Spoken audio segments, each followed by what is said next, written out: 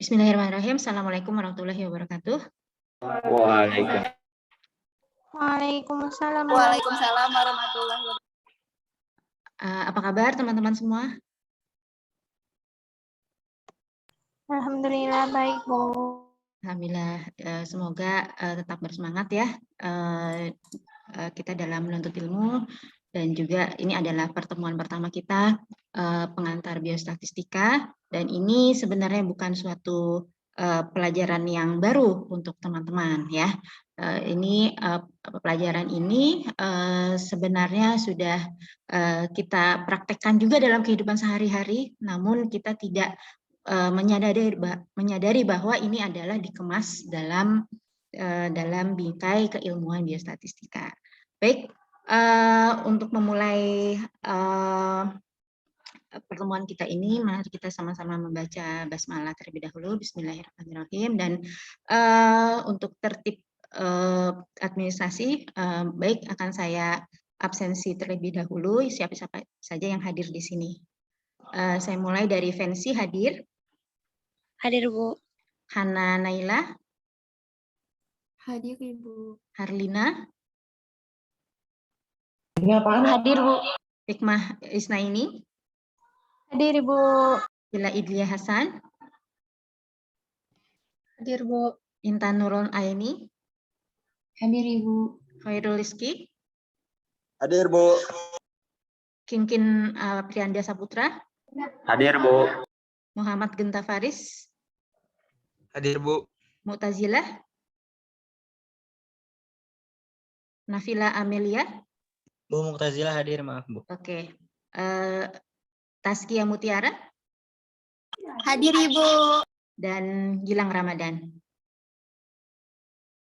Oke, baik. Untuk mempersingkat waktu, maka saya share screen materi kita yang pertama, yaitu pengenalan mengenai biostatistika. Ya. Apakah sudah terlihat handout saya? Sudah, Ibu. Nah, baik. Nah, perlu kita ketahui bahwa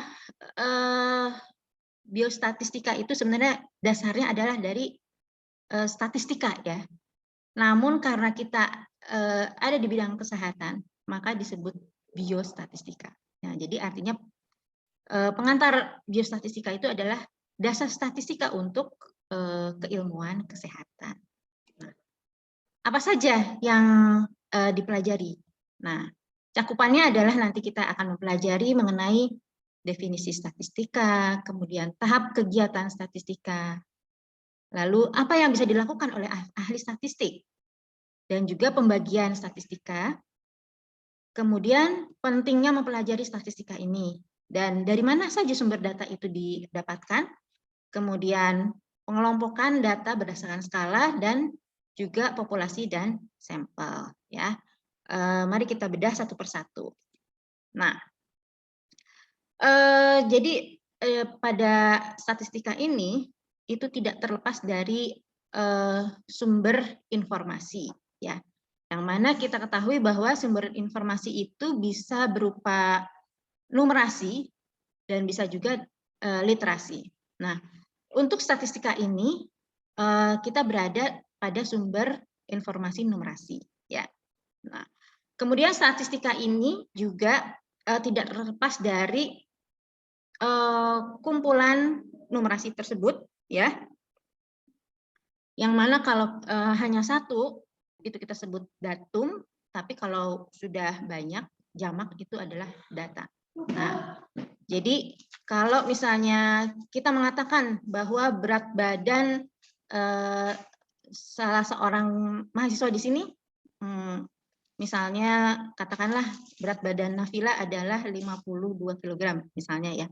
Nah, itu kita katakan adalah datum ya, atau data tunggal. Tapi kalau misalnya kita mengukur berat badan tersebut menjadi beberapa mahasiswa di sini, ya misalnya saya sebutkan misalnya berat badan Hikmah 48 kg, kemudian Kinkin 50 kg, kemudian Taskia katakanlah 50 kg juga, dan seterusnya sampai misalnya saya menghitung atau mengukur berat badan teman-teman sampai 10 mahasiswa. Nah, itu artinya adalah saya sudah mengumpulkan suatu pengukuran, ya. Nah, itulah yang dijadikan sebagai data, gitu ya. Nah, tapi tentunya harus ada maksud tertentu terlebih dahulu, ya, bukan hanya sekedar mengumpulkan, tapi kita tidak mempunyai tujuan tertentu, ya. Jadi bukan berarti kalau misalnya kita mengumpulkan asal mengumpulkan, misalnya dari suatu pengumpulan itu saya hanya mendapatkan data berat badan dari Mutiara, kemudian tinggi badan dari Gilang, kemudian juga misalnya HB dari Nafila. Nah, itu tidak bisa disebut sebagai data, ya, karena tetap masih berdiri masing-masing. Yang dikatakan sebagai data adalah kumpulan suatu informasi numerik yang sifatnya sama, yang mempunyai satu tujuan, yang mempunyai satu kebutuhan. Nah, itu yang disebut sebagai data. Nah, kemudian kita juga perlu mengetahui jenis data. Jenis data itu ada numerik dan data kategorik. Nah, jadi data numerik itu adalah suatu pengukuran yang ada satuannya, ya, seperti sentimeter, kilogram, kilometer, dan lain sebagainya. Nah, sedangkan kalau untuk data kategorik, itu menjadi suatu hal yang diklasifikasikan atau dikodingkan, ya, misalnya 0 adalah laki-laki, 1 adalah perempuan, gitu. Nah, kemudian pengumpulan informasi numerik itu tidak hanya terdiri dari satu sumber saja, ya, sehingga statistika didefinisikan sebagai karakteristik perhitungan suatu kelompok data. Nah, berikut ini adalah tahap kegiatan statistika, ya. Itulah yang saya katakan tadi bahwa kegiatan statistika itu tidak jauh dari kehidupan sehari-hari kita, ya, mulai dari menimbang berat badan kita, terus mengukur tinggi badan kita, kemudian makanan-makanan yang akan kita buat, misalnya kita akan membuat sendiri cake, gitu ya. Kita harus tahu takarannya berapa gram terigu, terus margarin yang harus kita campurkan untuk menjadi sebuah cake yang lezat. Tentu komponennya itu harus sesuai dengan takarannya. Nah, kemudian juga ini, ya, ini juga kita sudah pernah melakukannya juga, ya, terutama misalnya pada saat apa? Pada saat pemilihan ketua kelas. Nah, ini kita boleh pilih misalnya dari beberapa kandidat, kemudian kita memilih yang kita sukai, yang kita percayakan. Nah, ini yang kita sebut sebagai planning, ya. Nah, ini adalah sebagai tahapan awal dari kegiatan statistik ini.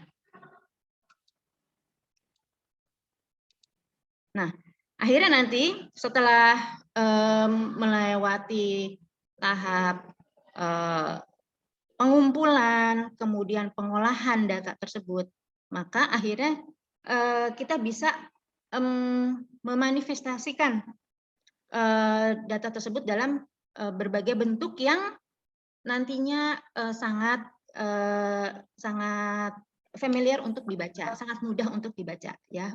Jadi pembuatan di sini ada pembuatan diagram pie, kemudian grafik ataupun diagram batang, itu untuk memudahkan kita membaca dari hasil pengumpulan data yang sudah kita lakukan. Ya, karena apa? Kalau misalnya data itu tidak dikemas sedemikian rupa, kita masih bingung ini kumpulan angka ini mau diapakan, gitu ya. Tapi dengan kita menyusunnya secara sistematis, maka kita akan dapat membaca data itu sesuai dengan kebutuhan kita. Kemudian, apa yang bisa dilakukan oleh ahli statistik? Dan siapa sebenarnya ahli statistik itu? Apakah memang yang harus expert di bidangnya, atau kita juga sebenarnya bisa sebagai ahli statistik?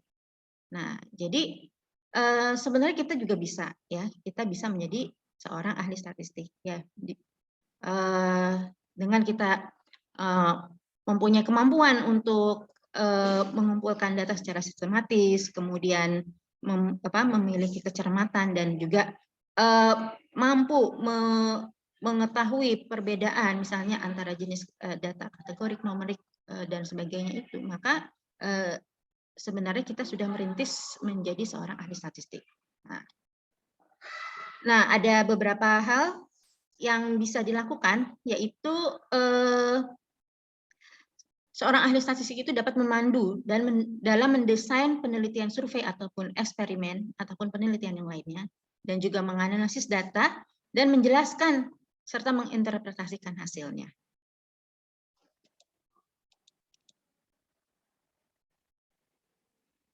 Nah, ada pembagian yang besar dari pembagian statistika ini. Jadi statistika ini sangat membantu membedakan dua kategori utama dalam statistika, ya, yaitu pertama deskriptif. Deskriptif ini jadi menyajikan suatu informasi yang sifatnya memang apa adanya, yang misalnya menginformasikan mengenai jumlah ataupun frekuensi, ya, distribusi frekuensi, ya. Nah, dalam deskriptif ini terkait di dalamnya adalah kegiatan enumerasi, mengorganisasi data, terus merepresentasikan grafik. Contohnya nanti kita bisa lihat dalam sensus, kemudian informasi mengenai usia, gender, ras, ataupun status pernikahan. Nah, sedangkan untuk yang inferensial, itu nantinya akan mencapai kesimpulan dari informasi yang tidak lengkap. Artinya ini adalah akan menjawab suatu pertanyaan, akan membutuhkan suatu kebenaran. Jadi statistika inferensial ini menggunakan informasi yang didapat dari sampel yang mewakili populasi. Apa pentingnya mempelajari statistika ini? Nah, jadi nantinya teman-teman bisa merasakan bahwa pentingnya mempelajari statistika ini dari kebutuhan manajemen riset, kemudian presentasi efektif untuk menuangkan temuan dalam laporan, publikasi, dan meeting profesional, atau juga pengetahuan statistik ini penting untuk mereka yang harus mengupdate perkembangan pendidikan. Nah, jadi sumber data untuk statistika ini sangat banyak, ya, dan tersebar di sekitar kita, yaitu apa? Bisa dari berat badan, usia, tinggi badan, status pernikahan, kebiasaan merokok. Nah, nantinya kalau di dalam penelitian itu kita bisa sebut sebagai variabel, ya.